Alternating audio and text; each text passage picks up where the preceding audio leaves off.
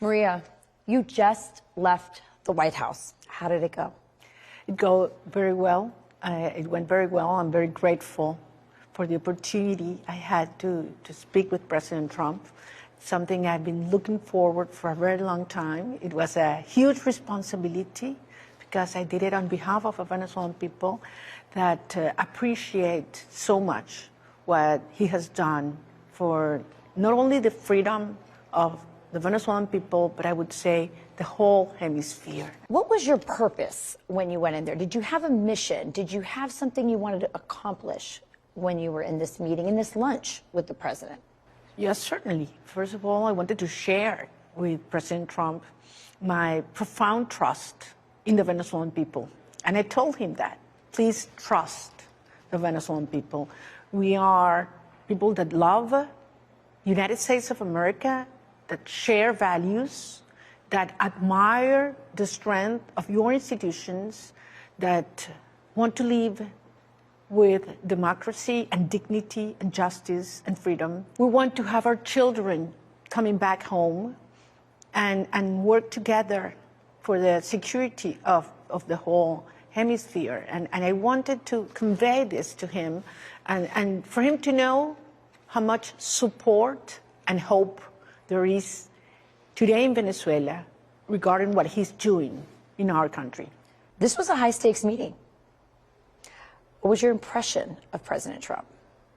Oh, I'm really impressed. I had never had the chance to talk to him personally. Of course, I've followed him for a very long time, and certainly I admire his determination, courage, and the way he has faced the threats that we suffered, in the Americas. But I never expected to have this, frank, open, honest. I mean, he's the president of the United States, and he was very, very, open and sincere and informed, I have to say, with the details of everything that's going on in Venezuela. During the lunch, you gave the president a rosary. What was the significance of that rosary to you? Well, it's huge, actually, and I thought about it because I thought I want to give him a present. What's something that really represents the strength and the faith and the unity of the Venezuelan people. In my campaign and in our movement during these years, everywhere I went, people used to give me rosaries. The last time I went to the streets with the Venezuelan people was on January 9. I was in hiding, and I went out to meet with thousands of Venezuelans. And several rosaries were given to me that day. That single day after the rally, I was detained by the regime, kidnapped by the regime. Actually, they trapped me so hard, they broke my rib. And President Trump put a message on X alerting the regime that they should not harm me, that I should be released. And I was. And since then, I've been very, very grateful. And when I left Venezuela, I decided with the very few things I took with me, I took the rosaries I had received that day. And I brought them to the meeting with the Pope. And I asked the Pope to bless the rosaries. So I presented today the president with a rosary that has the colors of the Venezuelan flag that was given to me that day and blessed by the Pope. Because he saved your life, President Trump. Yes, and the lives of many, many Venezuelans as well with what he's doing. In spite of the Nobel Prize Committee saying that you couldn't transfer your Nobel Prize to anyone, especially President Trump, you did today. Why did you do that? Because he deserves it.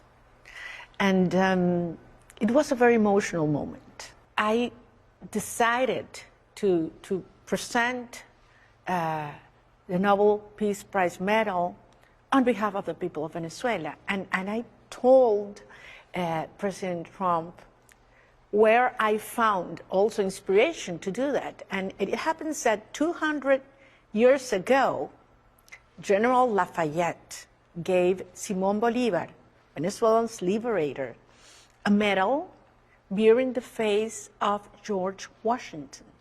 And it was in tribute to Bolivar's fight for freedom in the continent. And Simón Bolívar kept that medal with him until the rest of his days. So 200 years later in history, the people of Bolivar are presenting to the Washington's heir in retribution, in this case a medal, that's the Nobel Peace Prize medal, for what he's doing to liberate Venezuela and for freedom in the Americas. After Maduro was captured, the president had a press conference. And during that press conference, he said, I think it would be very tough for her to be the leader. She doesn't have the support within or the respect within the country. She's a very nice woman, but she doesn't have the respect. Do you think that his opinion of you has changed after this lunch that you had with him today? Yes, I think so. Do you feel like you walked out of that meeting with a friend in President Trump? Well, I hope that we will turn into friends. I think, I hope I have a chance to have other conversations with him, but I am very impressed with this meeting. As I said, was absolutely sincere on both sides. I was surprised with the degree of concern and information, true concern he has for the Venezuelan people. And I know he truly cares about lives. And this is about saving lives, American lives, Venezuelan lives, and the lives of all in the Americas. 2 weeks ago, U.S. Special Forces captured the dictator Nicolás Maduro. You heard the news, and what was your reaction? I wasn't surprised. And I told that to the president today. He asked me if I had been surprised. I said, no, I trust you. I know he always keeps his word. And this represents the beginning of the end of the war. That's what happened on January 3rd. And I believe it's an historical moment, not only for Venezuela, I would say for the whole continent. Maduro is out, but his people, as you know, are still running the government, including Maduro's vice president, Delcy Rodriguez. Now, she is the interim president, and the White House has said that it has been great working with her. What do you think about that? Who is Delcy Rodriguez? Well, from an ideological perspective, I mean, she's a communist, and she has been part of all these structure, criminal structure, that has put in place not only to destroy Venezuela, but to harm the rest of the hemisphere, including the United States. She has been the one in charge of the financial structure to bypass U.S. sanctions. She's a main liaison with Russia, with Iran, and other criminal groups. She's absolutely someone that's close, as I have to say, to Russia, to Iran, to China. I mean, those were the three ambassadors who were in front row the day she swore in the National Assembly just less than 2 weeks ago, and she saluted them and hugged them after she did that. And that's where her loyalty is. Right. What would you say to liberals who were out on the streets here in the United States supporting Maduro, calling for him to be released? Release Maduro right now! Release Maduro right now! Well, to some of them, you might give them the benefit of the doubt that they are not well informed that this is a criminal that has brought, not only poverty, but pain and death to our country, and also intentionally destabilize the whole region. I believe there are others that know the truth, and they are doing it just because they opposite President Trump's policies. So, I mean, we're talking about a system that has put in prison over 18,000 people in the last 20 years, and there have been over 20,000 extrajudicial executions. This is state terrorism. These are crimes against humanity, as the international organizations and the United Nations have labeled them. What would you say to fair-minded Americans who are war-weary, very skeptical of foreign interventions, and really want our government and President Trump to just focus on domestic issues? What would you say to those Americans right now? Well, first of all, I understand their concern because of what has happened in the past.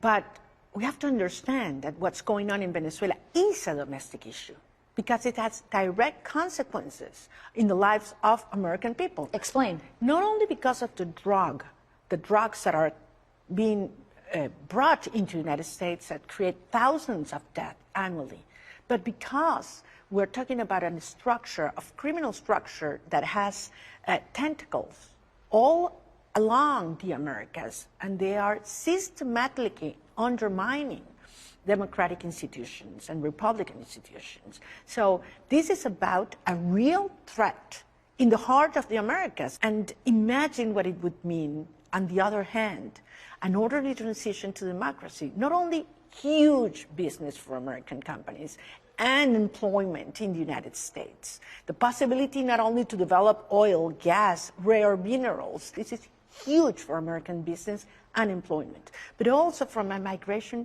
perspective. I always insist on this. Hundreds of thousands of Venezuelans will come immediately back home as soon as we have a transition to democracy. Do you want to be the president of Venezuela? I want to serve my country where I am more useful. I got a mandate, and I have that mandate very present every day. It has meant taking huge risks and paying very high costs, not only for me, but also for my family and our teams. But I do believe that, there's a mission, and we are going to turn Venezuela into that land of grace. And I believe I will be elected when the right time comes as president of Venezuela, the first woman president of Venezuela. I know that you went through many political difficulties to get to the place that you are right now, but you've also made tremendous personal family sacrifices. And I know you don't like to talk about it, or you don't often talk about it, but now that you're out of the country, explain what those sacrifices are that you and your whole family made in order to get to this point. Well, let me tell you something. Anybody that fights for freedom today in Venezuela, it's risking not only their own freedom and life, but also their loved ones, neighbors, friends, children, parents. I realized the life of my children was at risk 15 years ago, so I decided to take them out. I have been banned from leaving Venezuela for 12 years, so imagine, it meant I wasn't there when they graduated from college, when my daughter got married, when my son got married. And, it makes you feel very guilty, but at the same time, I always remind myself that I'm doing this for them. And they are very generous and very supportive. They always say, Mom, keep doing it. We know why you are doing it. And having the chance to hug them in Christmas after 2 years without seeing them, believe me, it also gives you the possibility to value what you love most. And you know something, Rachel? Everything we have done, the Venezuelan people, is for love. That's why this is so powerful. The force that moves us is love. Love for our country, love for our children, our family, and love for freedom. And that's why nothing will stop us. That's why we will prevail. Venezuela will be free. Thank you, María Corina. Thank you.